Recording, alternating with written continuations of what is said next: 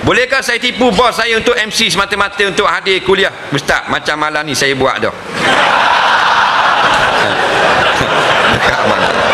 Nah, jawabnya yang pertama boleh, yang kedua tak boleh. Yang tak boleh ni apabila majikan tidak membenarkan. Tapi kalau majikan tu benar, tak apalah. Oleh kerana awak tak ambil cuti, awak buat surat MC, awak lagi kuliah sangat. Faham tak? Dah ustaz tu pun saya kenal. Cuma saya tak boleh nak pergi. Awak nak pergi sangat, okey. Awak buatlah satu surat MC, padahal awak tak sakit tak? Saya izinkanlah.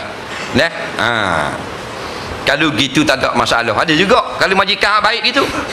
Katakan dia minat lah ustaz tu, dia kata tak apalah saya dah nak pergi. Jadi awak tolong pergilah. Tapi dah tadi tak buat cuti dah, baru tahu tengah hari buat MC.